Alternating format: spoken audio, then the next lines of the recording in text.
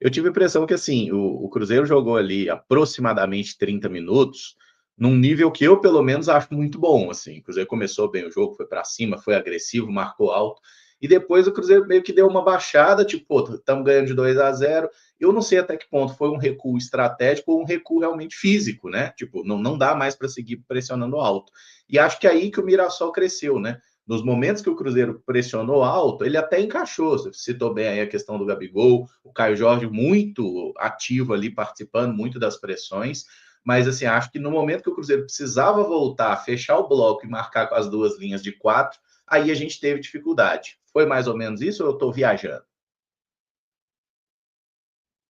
Foi por aí, Emerson, com certeza. No primeiro tempo, por várias vezes, dava para perceber, principalmente o quarteto ofensivo, marcando muito à frente, né? Até em tiro de meta do Muralha, pelo menos Gabigol e Caio Jorge ficavam praticamente dentro da área, né? Tentando sufocar a saída de bola do Mirassol, e o Cruzeiro teve um nível de intensidade muito forte. É claro que não dá para se manter o ritmo durante todo o tempo, ainda mais faltando o ritmo de jogo, né? Algo que o Jardim não deixou claro só na coletiva pós-jogo, mas há algum tempo ele tem falado que nesse início o torcedor tem que ter um pouquinho mais de paciência, porque o Cruzeiro ainda não está com tanto ritmo de jogo. E no Campeonato Mineiro não foi tão testado, né? Aí é um outro ponto também que eu acho que fez a diferença, porque dentro do Campeonato Paulista, o Mirassol teve ao menos 5 embates contra outras equipes de Série A. O Cruzeiro só teve um embate, que foi contra o Atlético Mineiro. Isso também faz a diferença, né? O nível de exigência que esses times tiveram até aqui na temporada. Só que para um pouco além disso, eu senti também que a concentração do Cruzeiro caiu um pouco. Acho que quando você deixa o ritmo cair, ou propositalmente faz isso, porque não tem como se sustentar, é importante que a concentração seja ainda mais elevada. Então, em alguns momentos, até por parte de alguns jogadores em específico, né, e principalmente o Wallace, porque a gente sabe que ele acumulou alguns erros importantes no primeiro tempo, acho que o Cruzeiro caiu a nível de foco. Isso fez com que o Mirassol ficasse ainda mais à vontade na partida.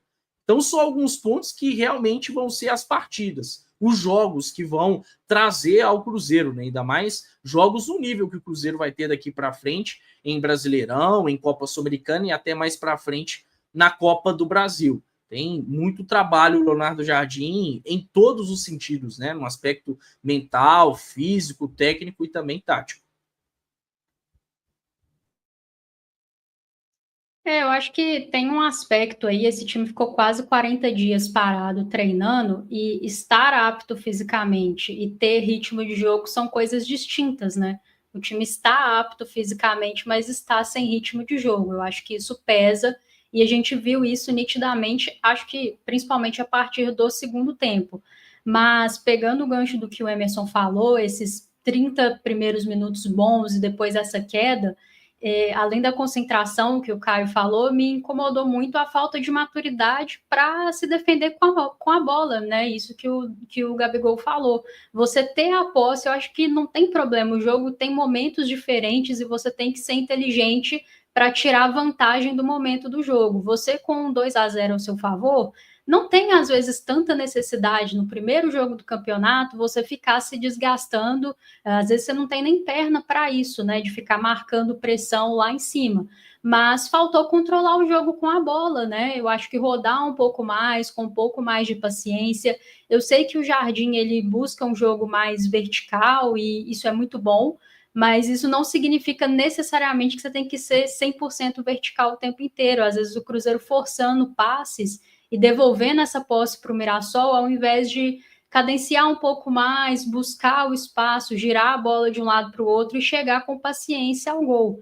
Eu sei que tem gente que até arrepia porque pensa no antecessor, mas são momentos do jogo, né? Eu acho que naquele momento do primeiro tempo era momento de controlar o jogo com a posse, você descansa dessa forma, né? E você deixar o adversário correr atrás de você. E nisso você consegue abrir espaços. O Cruzeiro tem jogadores com uma ótima capacidade de infiltração. O gol que o Gabigol faz, assim, é impressionante, né? Não só o gesto técnico de muita qualidade, mas é o posicionamento no momento exato para infiltrar.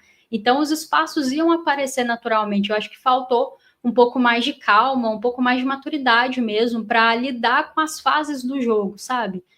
Acho que está muito cedo ainda. O próprio Gabigol faz um movimento ali no segundo tempo, pedindo essa calma ao time, pedindo para o time dar uma segurada.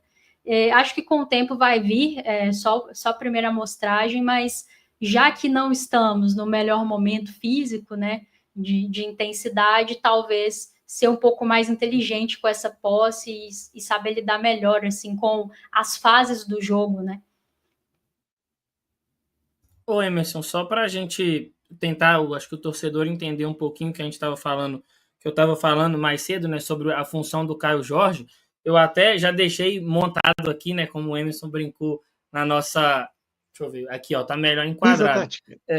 Imagine que esse aqui é o 5 aqui, não é o número dele, nem o 10 é o número do Caio Jorge, mas o Mirassol começa o jogo tentando sair com seus 2 zagueiros e o Neto Moura aqui baixando para receber. E o Caio tinha um papel muito importante de cercar ele, e a importância da questão física e dos amarelos é porque os 2 volantes, né, aqui o Matheus Henrique, o 8, e o Wallace, camisa 5, eles tinham que percorrer uma distância relativamente grande. Então isso precisa muito de, às vezes, você chegar ali para poder pressionar, para poder apertar esses caras.